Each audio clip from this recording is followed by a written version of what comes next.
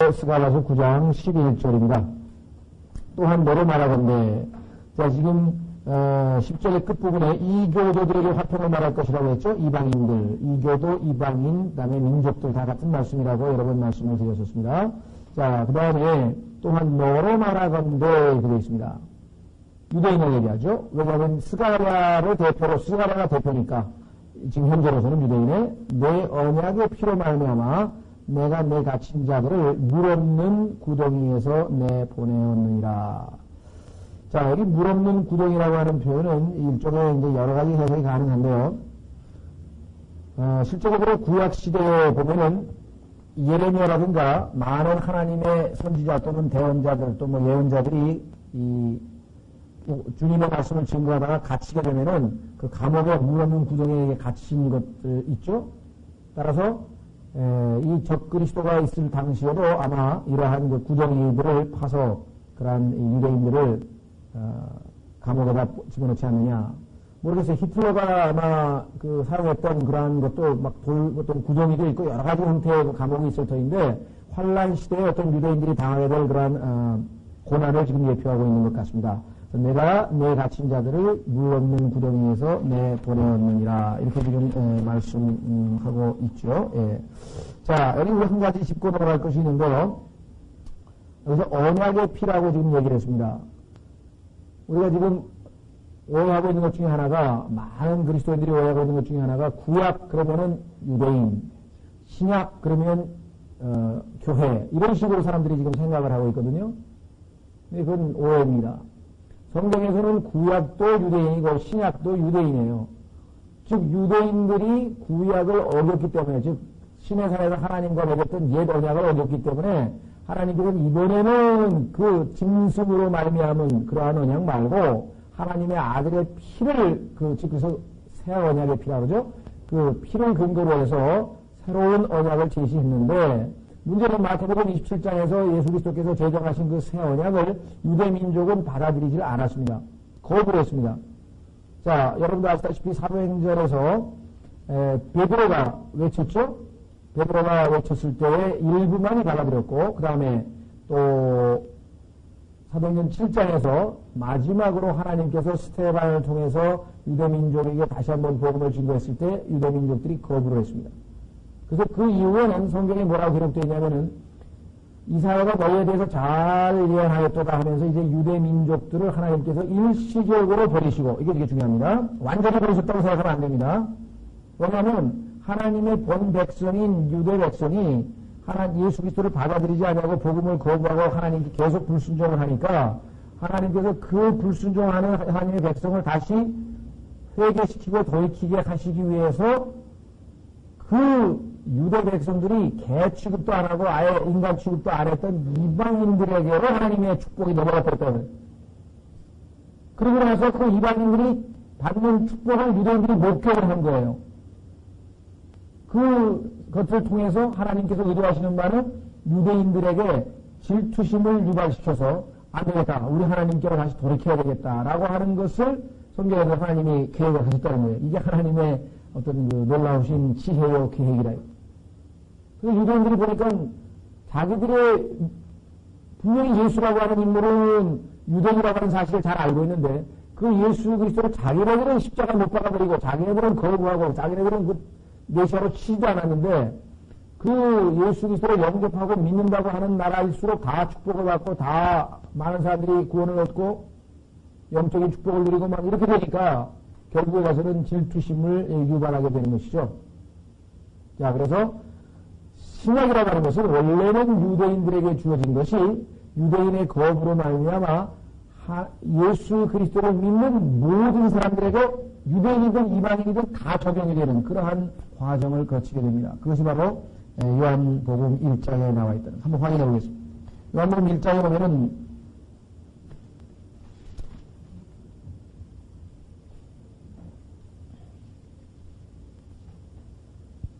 요한복음 1장, 신약성경 125페이지인데요. 요한복음 1장. 거기에 보시면 이렇게 기록되어 있습니다. 요한복음 1장에 보시면 6절서부터 하나님께로부터 보내심을 받은 사람이 있었으니 그 이름은 요한이라. 그가 증거하러 왔으니 이는 이 빛에 대하여 증거하여 모든 사람으로 하여금 자기를 통해 믿게 하려 합니다. 그는 이 빛이 아니요 이 빛에 대하여 증거하라고 보내심을 받은 자라. 이것은 참 빛으로 예수님이죠. 세상에 들어오는 모든 사람을 비추니라. 그분께서 세상에 계시며 세상이 그분에 의해 만들어졌으되 세상이 그분을 알지 못하였고 예수님을 알아본 사람이 아무도 없어요. 주인이 왔는데 이 지구를 창조하신 분이 오셨는데도 그분을 알아본 사람이 아무도 없었다. 이게 왜? 전부 다 어둠 가운데 있으니까. 빛 가운데 있지 않으면 어둠 가운데 있으니까 깜깜해가지고 죄로 말미암아 다 타락해서 마음이 어두워지고 생각이 어두워지고 상상이 어두워지고 도무지 그분이 누구신지 알아보지 못하는 거예요. 자, 그런데 어떻게 했어요? 자기 백성의 오심에 유대인에게 예수 그리스도께서 먼저 자기 자신을 계시하셨어요. 보여주셨어요. 그런데도 불구하고 자기 백성이 영접하지 아니하였으나 두 번째로 그래서 결국은 12절 그분을 영접한 자 곧 그분의 이름을 믿는 자들에게는 이때는 이제 자기 백성이 아니에요. 모든 사람이에요. 유대인은 이방인과 상관하지 아니하고 그분을 영접한 자 곧 그분의 아들 이름을 믿는 자들에게는 하나님의 아들들이 되는 권능을 주셨으니 이들은 혈통으로나 육신의 뜻으로 혈통? 유대인 혈통? 아니에요. 그 상관없다 이게. 육신의 뜻으로나 사람의 뜻으로 하지 아니하고 오직 하나님께로부터 태어난 자 이것을 우리가 거듭남이라고 합니다. 부모로부터 태어난 것 말고 육신으로 한 것 말고 하나님께로부터 태어난 자 이렇게 되어 있어요. 그래서 이걸 우리가 거듭난 자라고 얘기를 하죠.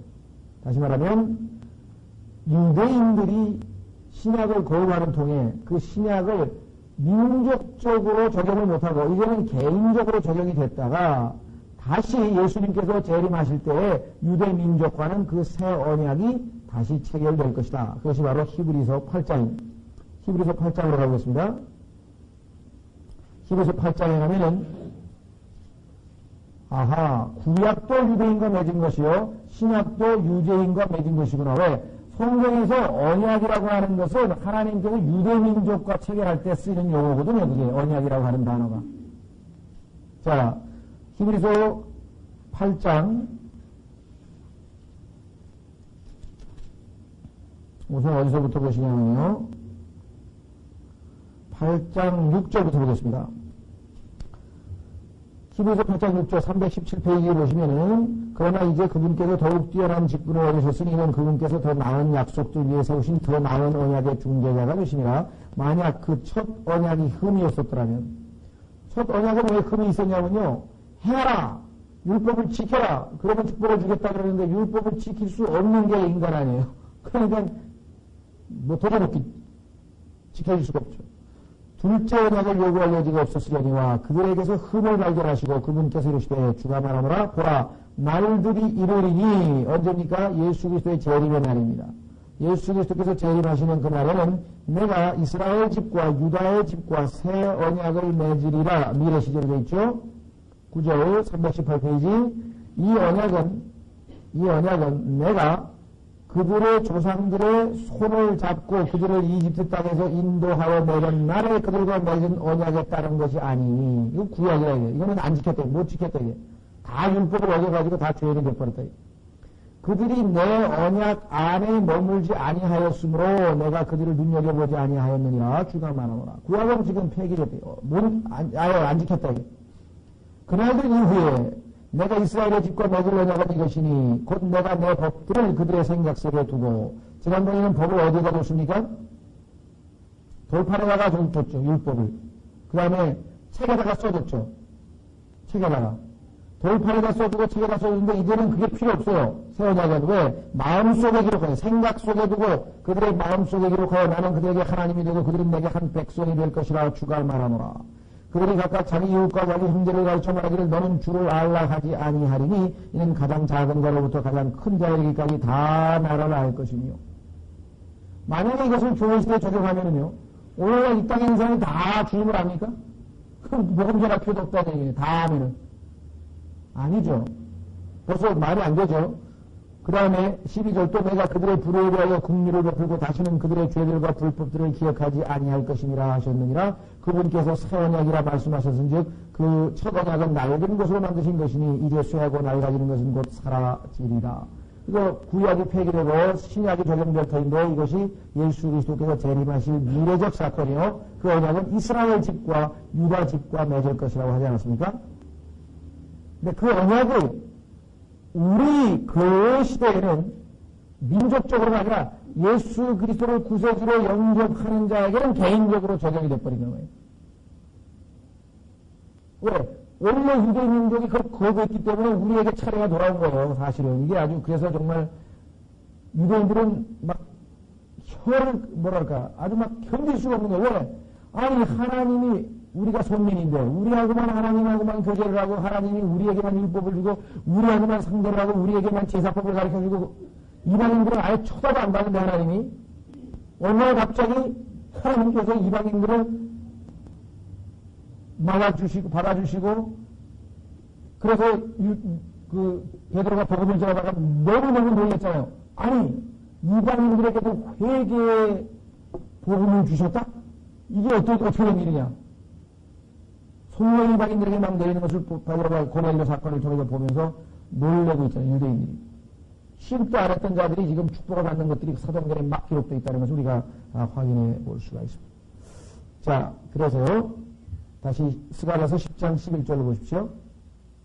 스가랴서 10장 11절에 보니까 내 언약의 피로 말미암아 그랬잖아요. 새 언약을 체결했잖아요. 내가 내 갇힌 자들을 물 없는 구덩이에서 내 보내었느니라. 그래서 환난 시대의 모든 고통을 이제 주님께서 다 줄여주는 사건을 우리가 확인해 볼 수가 있습니다.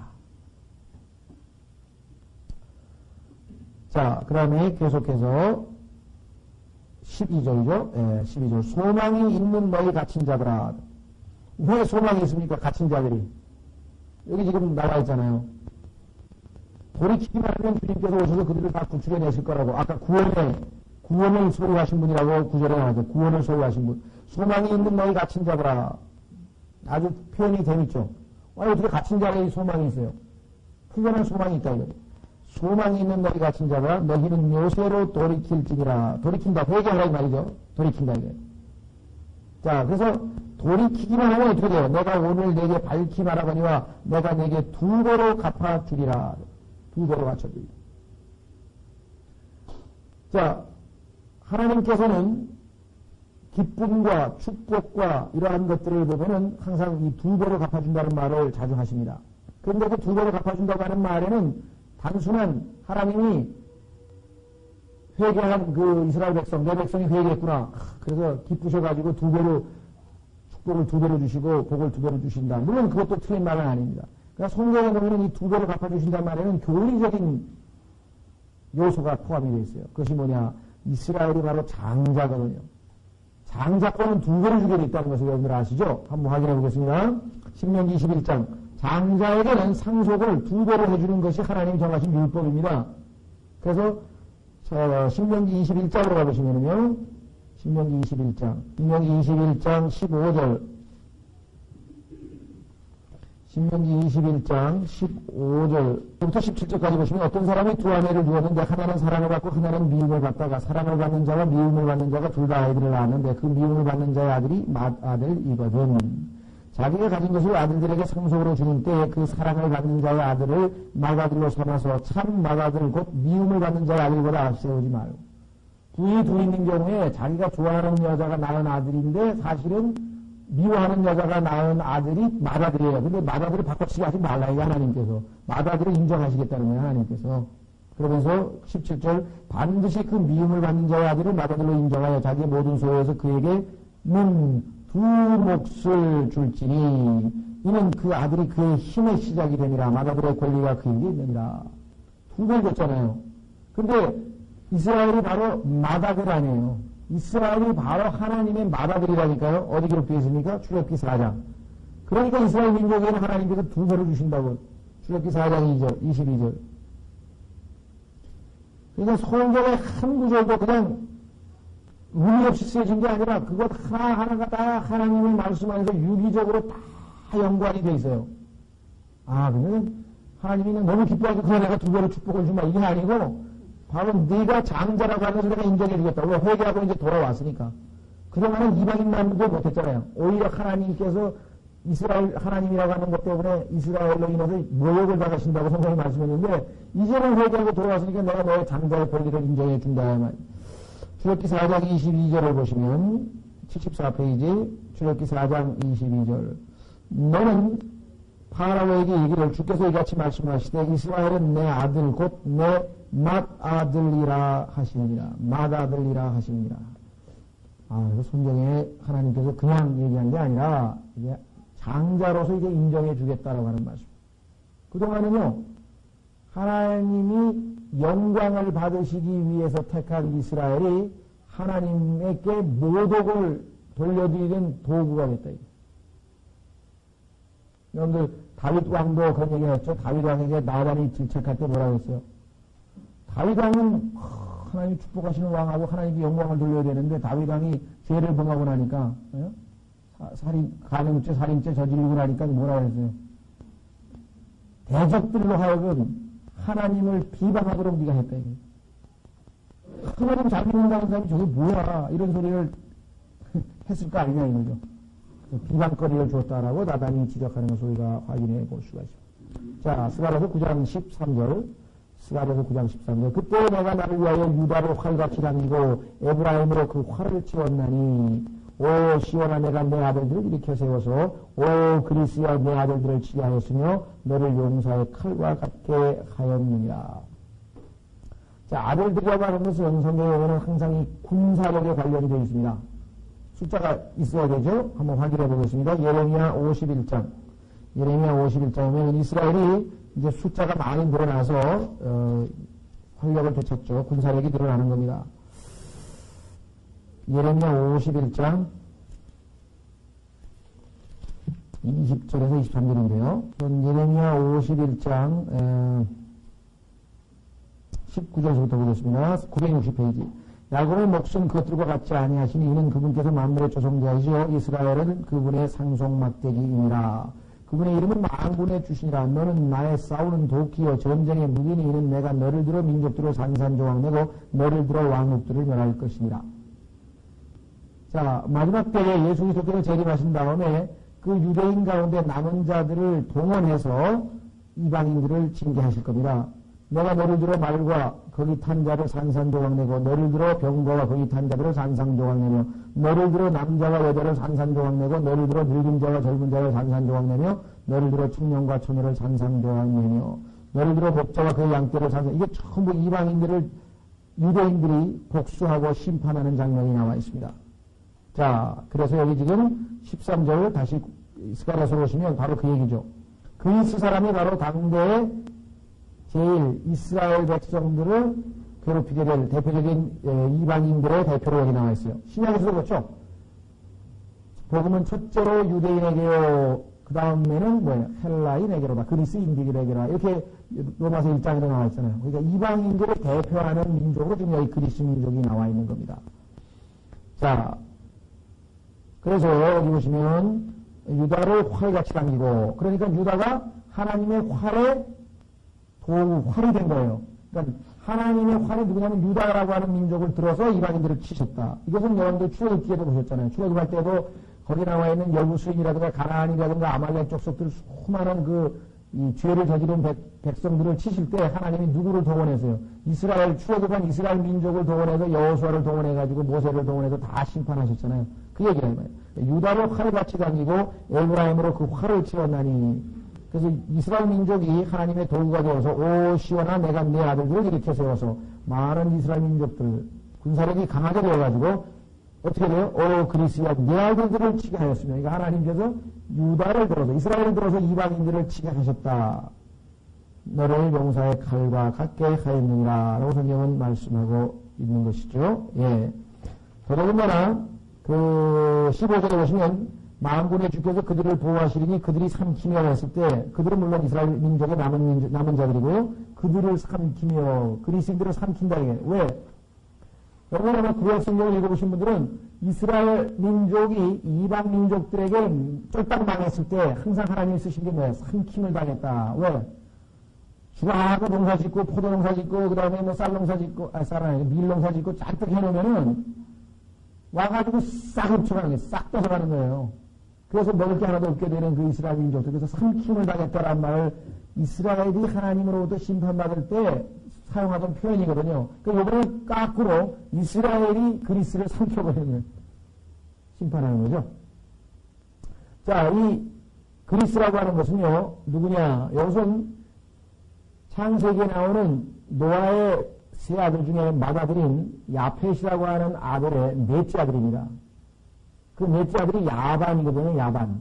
근데 이 야반이라고 하는 말은 히브리어고, 그리스라고 하는 말은, 소위 말하면 헬라어예요, 그리스어예요. 그러니까, 야반이라고 하는 말이 그리스어의 히브리어에 해당되는 말이에요.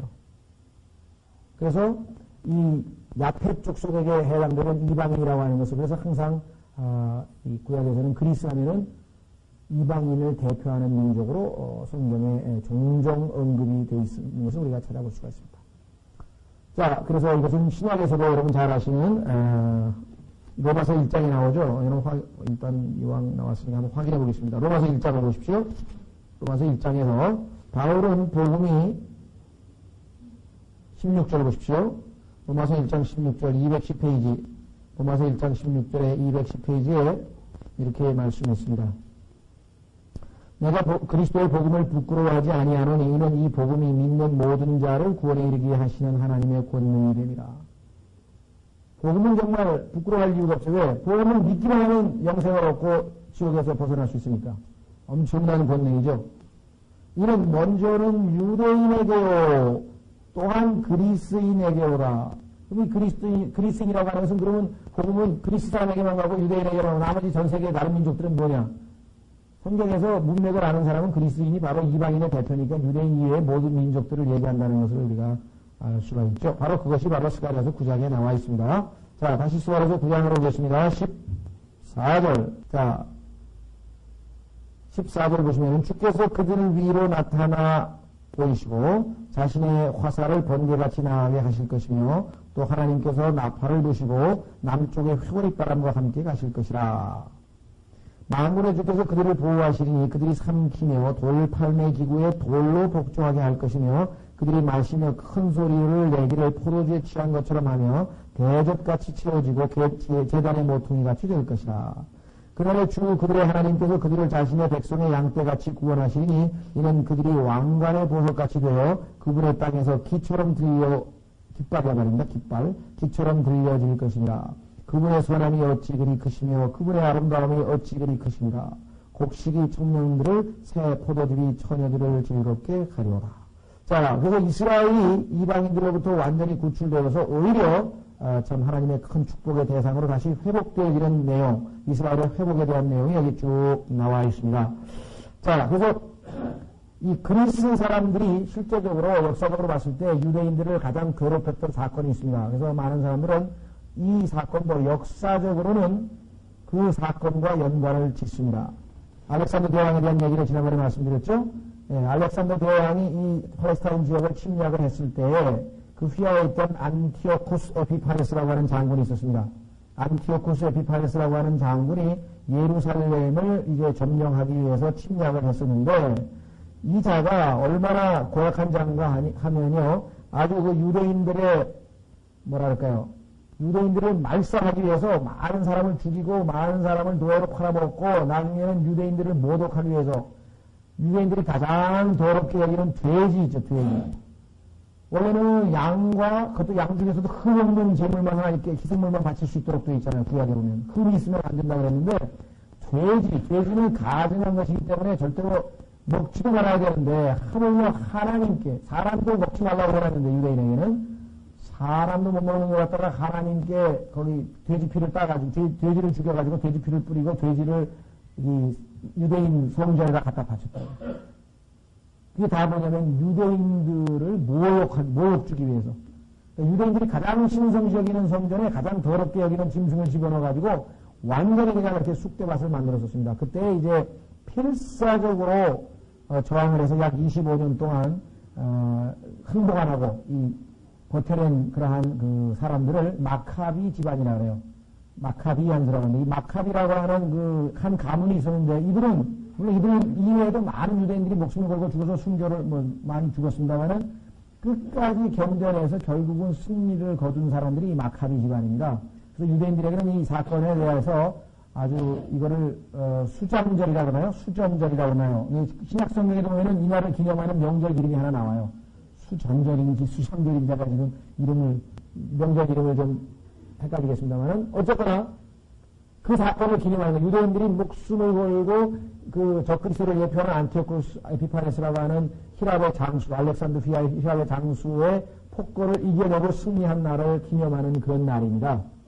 그래서 성전을 하나님께 리데디케이션, 다시 복원을 한 거죠. 빼앗겼던 성전을 이제 리데디케이션을 하는 그러한 것인데, 역사적으로 볼 때는 물론 그 사건과 연관을 지을 수 있습니다. 여기 지금 그리스인들을 심판하는 내용이니까요. 마카비 사람들이 그리스도인들을 다 몰아내고 승리한 사건, 그래서 하나님께서 그들을 축복한 사건이잖아요. 역사적으로도 일단 적용이 된다고 했고, 그러나 더 중요한 것은 예수 그리스도의 재림 때와 연관이 된다. 어떻게 할 수 있는가? 14절, 주께서 그들 위로 나타나 보이시고. 자, 이 사건은 하늘에서 예수 그리스도께서 신발을 타고 재림을 하시는데, 그 재림하시는 예수 그리스도의 모습을 보게 된다고 말이에요. 근데 그때가 언제예요? 재림 때 아니에요. 자, 계시록 1장에 가시면, 요한계시록 성경 맨 마지막 책, 계시록 1장에 보면은 그 예수 그리스도께서 나타나시는 모습을 볼 수 있다고 기록되어 있습니다. 계시록 1장, 신약성경 351페이지, 계시록 1장 7절에 보시면은 바로 예수님이 나타나 보시는 장면이 나옵니다.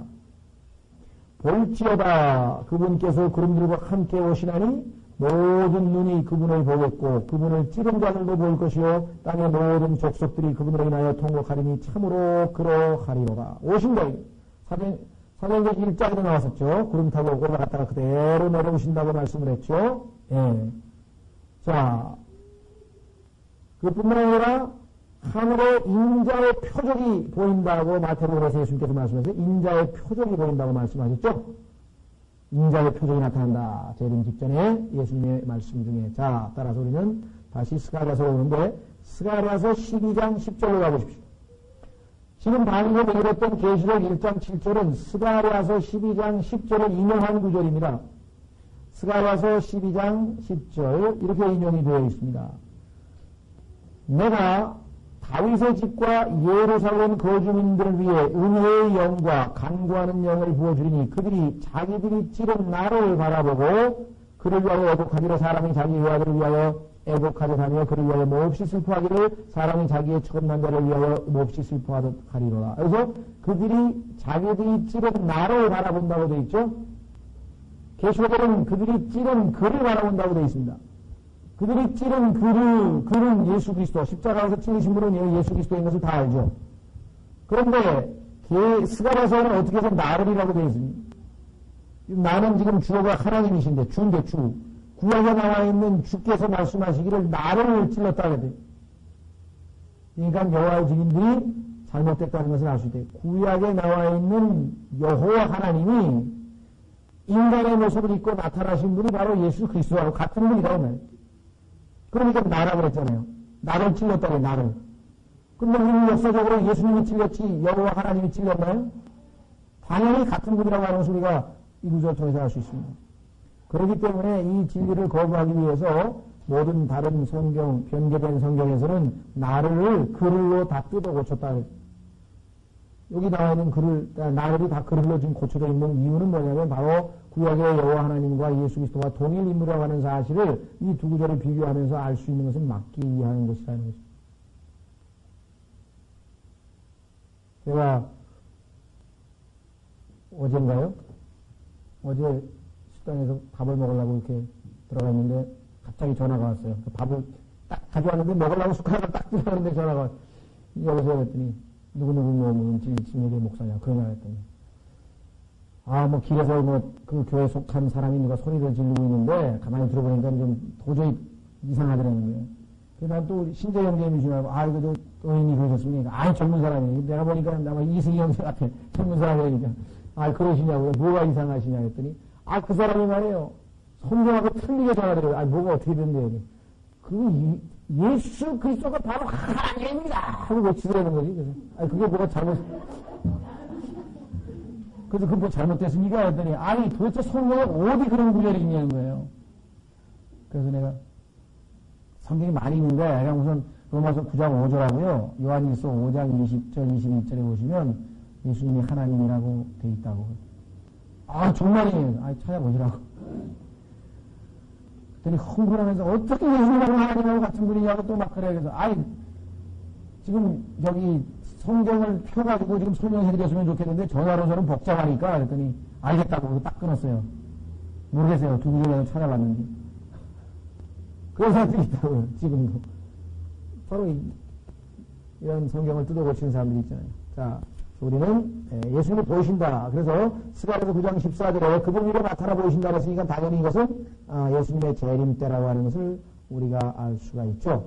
자, 그뿐만 아니라 여기 보시니까 자신의 화살을 번개같이 나아가게 하실 것이며, 자, 화살을 번개같이 나아가게 하실 것이며, 전쟁을 나타내죠.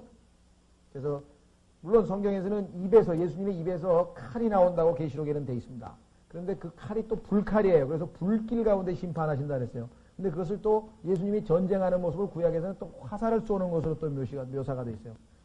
그러니까 정확하게 입에서 정말 칼이 진짜 나오는 건지, 그 영적인 칼이기 때문에 그냥 불칼이 나오는 건지, 우리로서는 뭐 영적인 문제니까 지금 정확하게 알 수는 없죠. 여러 가지로 묘사가 되어 있다는 거죠.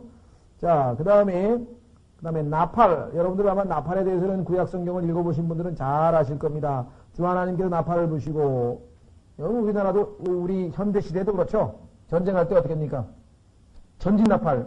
그 나폴레옹 전쟁 때도 보면은 나팔수가 공격하는 나팔 그 신호가 있잖아요. 그 나팔을 부르면 공격 아니에요. 우리나라는 어떻게 했나요? 옛날 우리 조선시대, 이렇게 신라시대 때 북으로 했나요? 북으로 해가지고 몇 번을 치면 하여간 그게 공격 신호고 공격하라 그러면 막 북을 둥둥 치고 뭐 5번을 치면 뭐 후퇴고 막 이런 거 있잖아요. 그거. 그런 것처럼 이 나팔이라고 하는 것이 전쟁에서 신호에 해당됩니다. 공격하라, 후퇴하라 뭐 이런 나팔. 자, 그래서 나팔을 부시고, 그 다음에, 그래서 계시록에 보면은 예수님 오실 때 나팔 부는 것, 어디에 나옵니까? 마지막 나팔이 울리면서 재림하시잖아요. 자, 그 다음에, 회오리바람과 함께 가실 것이라. 이것도 사실은 성경 구절을 좀 다 찾았으면 좋겠는데요. 너무 시간이 없기 때문에 여러분들이 나팔에 나와 있는 성경 구절을 읽을 때 딱 줄쳐서 찾아보시고, 회오리바람도 성경에 여러 군데 나오는데, 욥기에도 나오고, 에스겔서에도 나오고, 이사야서에도 나오고, 예레미야에도 나오고, 예수 그리스도의 재림 때 부는 바람이 회오리바람입니다. 회오리바람. 돌풍이라죠, 돌풍. 날아가는데요. 글쎄요. 근데 그게 왠지는 하여간 잘 모르겠는데, 요즘에 미국에서 일어나는 뭐라 그러나요, 그거? 토네이도. 그거예요, 토네이도. 그냥 막 자동차로 날아가지고 성냥갑처럼 날아가잖아요. 엄청난 위력. 그래서 하여간 이 토네이도야말로 가장 어떤 그 파괴력 있는 그 위력 있는 바람인데요. 어쨌거나, 회오리바람이 여기 나와 있습니다. 그 다음에 15절 만군의 주께서 그들을 보호하시니 당연히 유대인들 남은 자들이죠. 끝까지 견디는 자들. 그러니까 유대인들 남은 자들, 끝까지 견디는 자들, 마태복음 25장에 나오는 처녀들 뭐 여러 가지로 묘사가 되는 바로 그들입니다. 자, 그래서 보호를 하시리니 그들이 삼키며 이제는 역으로 자기들을 괴롭혔던 이방인들을 삼키며 돌팔매 기구의 돌로 복종하게 할 것이며. 자, 이거는 좀 우리가 상식적으로 볼 때는 이상하죠. 이게 최첨단 문명 시대인데 어떻게 돌팔매 기구로 복종하게 하냐? 이거는 추정입니다. 아마 계시록 6장에서 전쟁이 한 번 있고 계시록 19장에서 전쟁이 한 번 있는데 두 번의 전쟁으로 인해서 죽는 사람만 절반이에요. 그러니까 지금 70억이면 35억이 죽습니다. 예수님 재림 때. 그래서 피가 말고피까지 차올 엄청난, 그러다 보니까 모든 어떤 문명의 이익이라든가 이러한 것이 다 파괴된 것이 아니냐. 완전히 문명이 아주 정말 멸망당한 처절한 모습 상황이 아닌가. 이렇게 추정을 할 뿐입니다. 하여간 우리가 이 문제에 대해서 뭐 정확하게 뭐라 이렇게 답변하기는 좀 어렵네요. 그래서 하여간 돌팔매 기구에 돌로 복종하게 할 것이며 그들이 마시며 큰 소리를 내기를 포도주에 취한 것처럼 하며. 자, 이 포도주에 취한 것들은 재림 때의 마지막 모습과 연관이 상당히 많죠. 여러분 아시죠? 계시록으로 하겠습니다. 한 구절만 찾죠. 계시록 14장에 그 와인 프레스라고 해가지고 재림 때에 하나님께서 복수의 그 하시는 장면이 포도를 따다가 짓밟아요. 포도를 짓밟으면은 거기서 그냥 막 포도즙이 막 얼굴이 튀고 막 온통 사방 군데 튀잖아요. 그것이 바로 예수 그리스도의 재림 때의 모습으로 묘사가 되어 있는 것을 우리는 성경을 통해서 잘 알고 있습니다. 자, 그래서 18절 요한계시록 14장 18절에 보시면 요한계시록 14장 18절 364페이지입니다. 364페이지에 보시면 또 불을 다스릴 권능을 가진 또 다른 천사가 제단으로부터 나와 예리한 낫을 가진 자에게 큰 외침으로 외쳐 이르되 너의 예리한 낫을 휘둘러 땅의 포도송이들을 모으라. 포도송이가 익은 게 마치 인간의 죄의 열매가 보글보글 포도송이 나무에 그 포도 열리듯이 열린 거예요. 하나님이 보시니까 인간의 죄가 포도송이가 알이 꽉 차가지고 익듯이 익은 거예요. 그래서 우리는 창세기에서 선과 악의 지식의 나무를 포도나무라고 했고 그 포도나무를 따먹는 순간에 인간의 내 안에 피가 들어왔다 그랬고 이 성경에서 포도즙을 계속해서 피와 예표했다고 말씀드렸잖아요. 여기도 지금 마찬가지 아니에요. 포도가 바로 가장 인간이 그냥 죄가 완전히 충만해서 꽉 찼어. 그래서 하나님께서 짓밟아서 심판하시는 장면입니다. 자, 그래서 19절 이제 그 천사가 자기 낫을 땅에 휘둘러 땅에 포도를 모아 하나님의 분노의 큰 포도주 틀 속에 던지매 나와있죠. 도시 밖에서 그 포도주 틀이 밟히니 포도주 틀에서 피가 나와 발 굴레까지 닿았고 1600 스타디언이나 퍼졌더라. 그래서 예수 그리스도께서 재림하실 때 올 때 보니까 뭐예요? 이사야서 63장에 보솔에서 오는 자 너의 옷이 어찌 그렇게 붉으냐? 막 피가 튀어 있는 거예요. 그러면서 그것이 바로 복수하시는 예수 그리스도의 모습. 죄인들 끝까지 6,000년 동안 기회를 주셨건만 그래도 끝까지 예수님을 거부했던 그 죄인들에 대한 심판을 보여주십니다. 그래서 여기 포도주에 취한 것처럼 하며 대접같이 채워지고 제단의 모퉁이같이 될 것이라. 이 대접이라고 하는 것과 대접은 구약에서 이 짐승을 죽여가지고 그 짐승의 피를 대접에다 담아가지고 뿌렸어요. 성소에다 뿌리고 지성소에다 뿌리고 그 뿌린 그 용기니까 피가 담겨 있다고 하는 것을 우리가 볼 수가 있겠죠. 그래서 대접같이 채워지고 제단의 모퉁이같이 될 것이라. 제단의 모퉁이에다가 피를 발랐죠. 자, 그래서 이 모든 것들이 바로 그 내용입니다. 그런데 하나님께서 이방인들은 그렇게 심판하시나 유대인들을 통해서 그럼 유대인들은 어떻게 될 것인가? 16절 그날의 주 그들의 하나님께서 그들을 자신의 백성의 양떼같이 구원하시니 백성의 양떼라 그랬잖아요. 구약에서 이스라엘 백성들을 하나님께서 계속해서 양떼와 목자와의 관계로 비유하십니다. 많이 있는데 그 중에서 제일 유명한 것은 시편 23편이죠. 주는 나의 목자시니 내가 부족함이 없으리로라 했던 그 유명한 시편 기자의 그 다윗의 그 얘기 아닙니까? 그렇죠? 얼마나 놀라워요. 다윗이 원래는 목자 아니에요. 다윗이 목자인데 하나님께서 특별한 계시를 주셔가지고 자기가 양으로 둔갑한 거예요. 자기가 원래 목자인데 목동인데 그래서 주는 나의 목자시니 그렇게 유명한 시를 지었지 않습니까?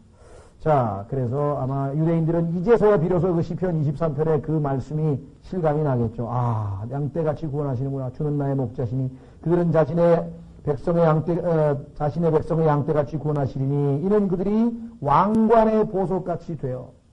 자, 그렇게 멸시받고 그렇게 천시받고 그렇게 오죽하면은 짐승과 인간의 중간에 1215년에 교황이 가톨릭 교황이 유대인들은 인간으로 취급할 수가 없다. 그래서 인간하고 짐승하고 중간 존재다. 왜? 메시아를 죽인 예수 그리스도를 죽인 민족인데 어떻게 인간 취급을 해주냐. 그래가지고 오죽하면 개 취급을 했던 이방인들에게 오히려 유대인이 인간 취급을 못 받고 짐승 취급을 받았어요. 하나님으로부터 저주를 받은 거죠. 그래서 여기다가 노란 별을 달아줬어요.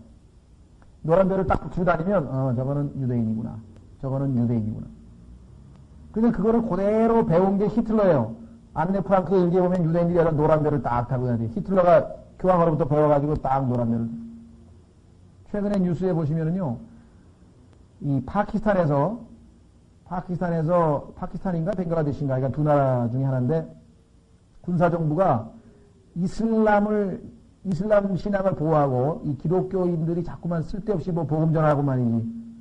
이슬람 국가에서는 이슬람 교인에게 복음 전하면 돌로 쳐서 죽여도 죄가 안 되는 거예요. 전통적으로 영국의 식민지였으니까 영국이라든가 뭐 벨기에라든가 유럽 사람들에 의해서 복음을 받아들여가지고 그냥 태어나면서부터 집안 대대로 가톨릭 집안이나 개신교, 뭐 장로교 집안이나 이런 사람들에게만 복음이 전하는 게 허용이 되고 나는 무슬림이요. 그러면 그 사람에게 복음 못 전하게 돼 있어요. 법적으로. 그런데 은근슬쩍 자꾸만 하니까 이것을 받기 위해서 어떻게 해야 되냐. 그러니까 이슬람이 한 97, 8%가 되잖아요.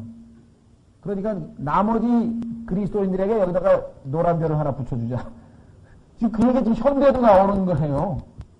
적그리스도가만 나오면 그런 짓을 할 것 같아요. 유대인에게 여기다 노란 별 하나 딱 붙여줘가지고 그렇게 해서 여기도 지금 보면은 반대가 일어났어요. 그렇게 멸시천대를 받던 유대인들이 하나님 보시기에 보석 같은 존재가 됐어요. 왕관의 보석. 왕관도 그냥 종이로 만들면 아무것도 아닌데 거기다 보석을 박아놓으셔니 왕관의 보석같이 하나님께서 여기실 것이다 이 말입니다.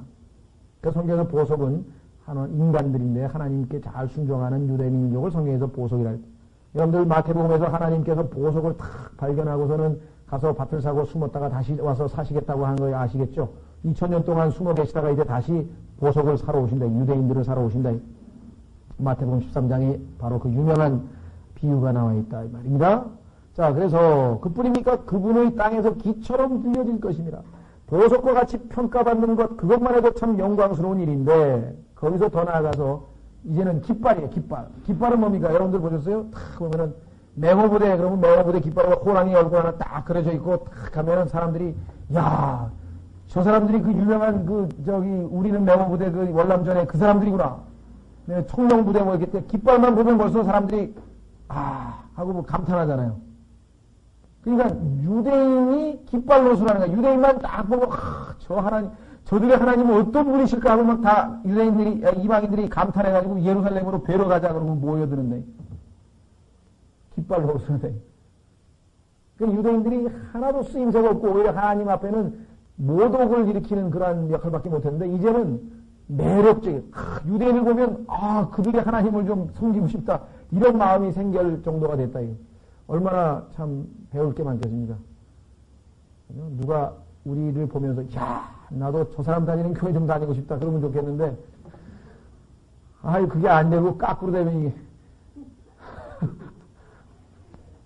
그 때문에 지금 우리도 상당히 고민 아닙니까? 그죠? 그러면 안 되는데 저 사람 당신 어느 교회 다니냐고 당신 다니는 교회 한번 가보고 싶다고 그렇게 된다 유대인들이.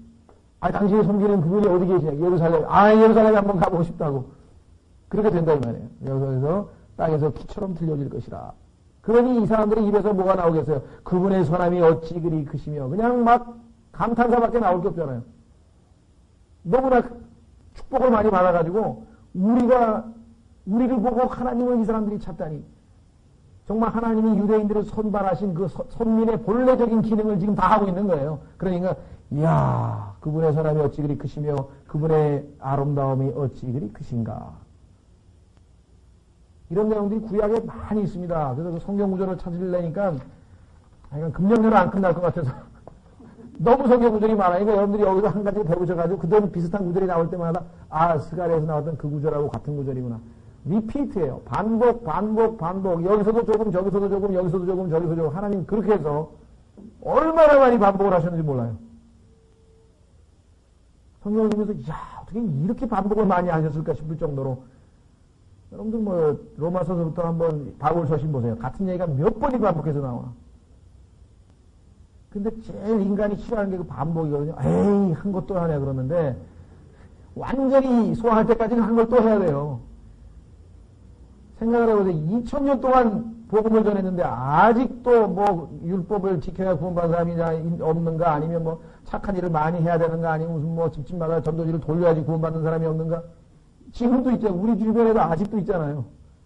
우리가 생각할 때는 참 신비스러운 일 같지만 그렇다 이 말. 자 마지막 그 끝부분에 보겠습니다.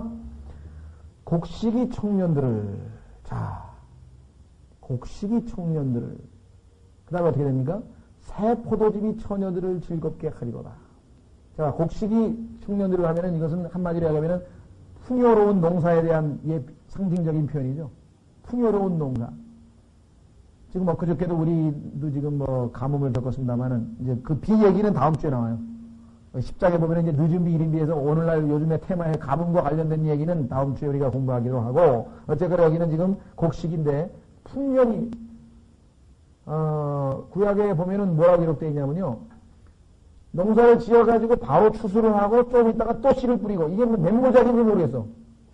1년에 아마 6, 7모작을 하는 모양이에요. 지금은 세계에서 제일 많이 하는 데가 3모작 하는 데 있잖아요. 여름에 날씨가 좋아가지고 농사를 3번 추수를 하는 3모작이 고작이고, 그래도 많이 하는 데가 2모작인데, 이때 되면 뭐 얼마나 하나님께서 이 축복을 하시는지 엄청나게 이 풍요로운 농사를 짓게 됩니다. 자, 요엘서 한 구절 찾겠습니다. 요엘서 3장 18절. 요엘서 3장 18절을 보시면요, 얼마만큼 하나님이 축복하시는가 한번 보십시오. 요엘서 3장 18절. 1076페이지입니다. 1076페이지. 요엘서 3장 18절. 그날에는 산들이 새 포도즙을 떨어뜨릴 것이며 작은 산들이 젖을 흘릴 것이며, 젖과 꿀이 흐르는 땅, 꿈꿨던 그 다시도 이렇게 다시 바뀌었어요. 유다의 모든 강에 물이 흐를 것이며, 가뭄이 다 끝났어요. 주의 집에서 샘이 흘러나와 시팀 골짜기에 물을 데리오라. 놀랍죠? 그래서 곡식, 풍요로운, 그 다음에 새 포도즙이 처녀들을 즐겁게 하려라. 자, 이사야서 65장 8절을 보시면요, 이사야서 65장 8절에 보면은 이 새 포도즙은 뭐냐면 포도나무 열매, 그러니까 그 포도 송이를 즉석에서 짜서 만든 주스를 얘기합니다. 이사야서 65장 8절. 이사야서 65장 8절. 이사야서 65장 8절. 885페이지 보시면 885페이지. 주께서 이같이 말씀하시되 포도송이에서 새 포도즙을 찾았으므로. 자, 예수님께서 말씀하시기를 포도송이에서 나는 것을, 포도나무에서 나는 것을 예수님이 더 이상 안 마시겠다고 마태복음에서 말씀하셨죠. 오늘날 우리 주변에 있는 많은 교회들이 오해하고 있는 것은 이 포도주, 우리가 얘기하는 술이죠. 알코올 성분, 알코올로 발효되어 있는 그 포도주를 이 주에 만찬할 때 사용을 하고, 또 그것이 당연한 것처럼 생각을 하고, 또 어떤 사람은 심지어 예수님께서 포도주 한두 잔 하셨는데 그리스도인이 뭐 포도주 한두 잔 하는 게 뭐가 나쁘냐, 이렇게까지 비약을 하는 사람들이 있는데 전혀 상관이 없는 거예요. 성경에서 말씀하시는 뉴 와인은 포도즙입니다. 여기는 포도송이가 있으면은 우리 한약을 다려가지고 쫙 짜면은 그 액기스가 나오잖아요. 그거 얘기하는 거예요. 그래서 포도송이를 쫙 짜면은 거기 알맹이에서 주스가 100% 포도즙이 나오는. 지금도 이스라엘에, 우리도 요즘에는 보면 그런 거 아마 백화점이나 뭐 이런 데 가서 이렇게 시범으로 보여주는 데가 있는지 모르겠는데요. 이스라엘에 가면은 길에서 냉차 장사가 그거예요. 이스라엘에 가보면은 우리 옛날에 냉차 장사 있듯이 전부 다 이렇게 조그만 냉차 비슷한 걸 만들어 놓고 있는데, 거기 가면은 오렌지를 잔뜩 있어요. 그 오렌지 딱 반 잘라가지고 딱 해가지고 쫙 돌리면은 나선형으로 된 데 가가지고 쫙 짜져요. 그럼 밑에 컵 받치면은 오렌지 한 큰 거 두 개 정도 하면은 한 컵 나와요. 그러니까 완전히 그냥 100% 오렌지 주스가 되는 거죠. 그거를 자주 마셔야 돼요. 왜냐면 거기는 낮에 막 48도까지 올라오거든요. 막 머리가 지끈지끈하고 수분이 부족하기 때문에 계속 마셔야 돼요. 이스라엘 이 여행을 하시려면은 물통도 물론 가지고 다녀야 되고 계속해서 냉차를 사 먹고 오렌지 주스. 여기도 말하는 게 그게 세포도죠. 발효가 된 것은 성경에서는 용의 독이라 돼. 용의 독. 신명기에 보면 용의 독. 그래서 그것은 우리를 결국은 지옥으로 이끌고 가게 되고, 그 용의 독, 그것으로 인해서 멸망한 사람들의 명단이 또 성경에 많이 기록됩니다. 대표적인 것이 바로 노아가 그 발효된 포도주를 마시고 취해가지고 뻘거벗고, 그렇죠? 자, 그래서 우리는 스가랴서 오늘 9장을 마쳤습니다. 다음 시간에는 10장인데 10장은 9장의 연속이에요. 10장에 가면은 앞에 나와 있는 예언이 계속 내어지는데, 하나님께서 이제 어떻게 비를 내리셔서 과뭄이 끝나고 이스라엘 백성들이 늦은 비 이른 비를 내리면서 하나님이 축복하시는가, 이런 내용들이 10장에 쭉 나와 있습니다. 다음 시간에 계속해서 10장에서부터 하겠습니다. 오늘은 여기까지 하겠습니다.